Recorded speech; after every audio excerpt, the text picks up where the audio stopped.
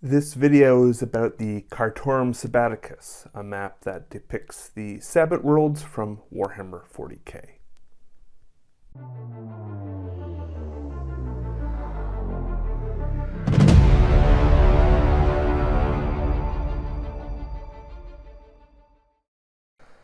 Hello and welcome. I'm Hooves of Doom. The Cartorum Sabbaticus is what I call a pseudo artifact. It is something designed to mimic what a genuine item from the fictional 40k universe would look like if you could hold it in your hands. And in this case, we have a map that depicts the Sabbat Worlds, a region in the Segmentum Pacificus. And this region is primarily known through the narrative and events of the Sabbat Worlds Crusade, the Gaunt's Ghost series of novels, and kind of Saint Sabbat, from which the region derives its name. So this map was released in 2019. It's produced by Games Workshop's Black Library division. Artistically, it is the work of a freelance artist and cartographer named Francesca Balraud. And Francesca truly produces some really cool maps for the gaming world. And she has a distinctive artistic style that easily matches the aesthetic of Warhammer. So I think she has yet to make a map for Age of Sigmar, but my fingers are crossed. The map is printed on cloth, which is kind of an interesting choice. Makes it a little more permanent in some ways. And it has a protective leather cover. Now the embossed leather describes the map as the great chart of the Sabbat Worlds entire, drawn in 703 M41 by Hofstell of Balhaut, with reference to Ralphor's Cartorum Stellaris, the Mappa Imhava, and the Cosmic Portalands of Urdesh. Francisca designed the map, but this kind of statement was likely created by the writers at Games Workshop. So I want to break down some of the language being used here. Basically, it's a imitation of the language used on early European maps. And historically, map makers would take inspiration from the work of other cartographers, and occasionally they would reference that influence on their map.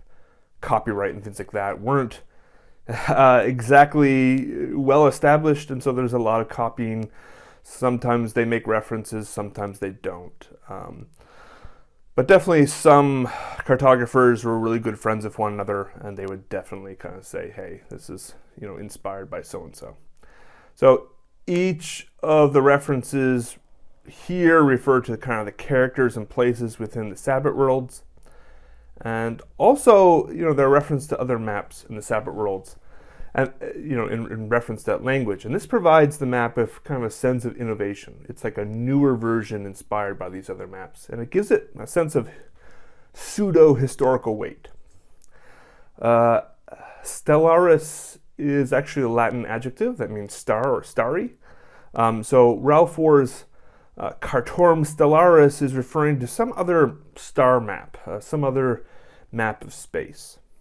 And historically, there are several types of mappa in the medieval world, including mappa mundi, that are basically European maps of the world. So this map is said to have been created with reference to the Mappa Imhava. And Imhava is I believe, purely 40k kind of term.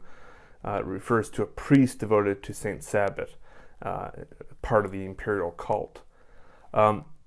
One of the characters in the novels is an Imhava. Cannot quite remember if this is a reference to one of his interests or something that he did, or if it's just some other priest. And lastly, we have the Cosmic Portalands of Urdesh. Now, the term Portalands is originally Latin, but it really has more of a direct Italian origin here in terms of mapping, kind of a Venetian type feel, essentially. And this is interesting because a portaland is a map or nautical chart of harbors and coastlines. That connection doesn't quite work when you're talking about space, But you could think of asteroid belts or nebulas acting akin to kind of rocks and reefs on a conventional sea chart.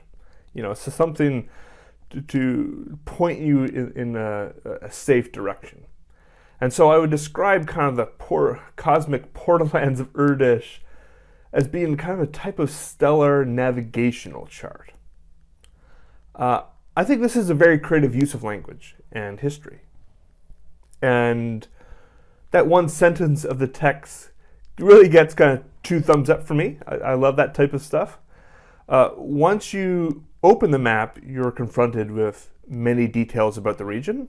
If I'm not mistaken, the course of the campaign to liberate these worlds basically and conveniently reads left to right, so that kind of the earlier narrative places and locations are more on the left side of the map.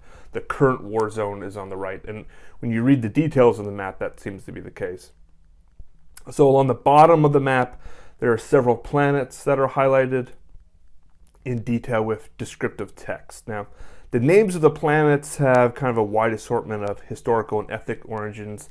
Some are kind of Slavic, some are Latin. And the details describe their function within the Imperium. Are they a forge world? Are they administrative capital? Things like that. And the significance of the planet to the Sabbat Worlds crusade, along with kind of the key dates in which they're liberated and certain battles. So truly there is a lot of cool details here on the border of the map to the many planets and the different regions of space. If you're familiar with the Gaunt's Ghost series, many of these places and references will probably make a lot of sense. Overall, I think it's a very cool map and a real potential poster for your gaming room or hobby space. I've seen a few people kind of mount them or frame them. They're pretty interesting. Not the first map that Games Workshop has produced. There are several posters and things like that, but similarly, another type of what I call the artifact type map was produced by Games Workshop, or rather Black Library, just earlier this year. That was on the Sol system, a map that was digitally released earlier together with the Horus Heresy books. That map is on my wish list. It's sold out very quickly. But I did make a long video discussing that map when it was digitally released. So click on the notification, I guess pachow is what you say, according to Uncle Adam. But that'll be up in the corner. One final thought. There are numerous types of map projections, and each has different types of distortions. Think of the Mercator projection maps that still to this day remain common in many classrooms. This is a kind of a typical kind of rectangle map of the world. The United States and Europe are on the left, Asia is in the east. It establishes that typical east-west relationship. Very standard type map that you see in many classrooms. That was projected or created by Mercator in the 16th century, and it's specifically useful for navigational purposes. Maps like that are really useful for navigating long distances across oceans. Unfortunately, it also severely distorts the poles, right? And some regions on the Earth appear much larger or smaller than they actually are. So think of the poles. If you envision the Earth as kind of an orange and you're peeling back its skin, and then you're trying to lay it flat. First off, you can't do it because it naturally won't be naturally has these weird distortions in the actual skin, but you're basically elongating the poles by doing that. So you have these huge polar regions and places like Greenland that aren't actually that are large, but not as large as they are depicted on maps. Africa is actually depicted much smaller than it actually is. There's all sorts of reasons why the Mercator projection is useful in some circumstances, but really bad at accurately portraying the Earth. So it is just simply impossible to accurately portray on a two-dimensional image a three-dimensional sphere, right? So They work well, maps work in general with smaller scales, but the distortions only magnify as the scale increases. So I'm raising this point, I went on a little tangent here, because space must be the largest scale imaginable. And a two-dimensional map of vast multi-dimensional space doesn't make too much sense. Simply placing a point on the surface of a map is a massive exaggeration when it comes to space. But it still does provide a sense of place and location. So I don't honestly know if there are any genuine advancements in mapping space, but kind of a more accurate product probably would not be intelligible or commercially feasible. Ironically, using a conventional map to depict a sector of space fits kind of the archaic 40K aesthetic well. So I do like this map. It is physically beautiful, kind of fun artifact to own, and it has an honored place in my collection. As someone who has worked with and studied many historical maps at one of the world's best map libraries, a fantasy map of this quality is a real treat.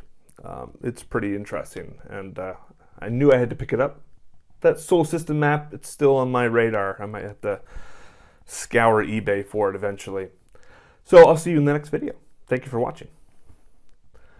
I hope you enjoyed this video.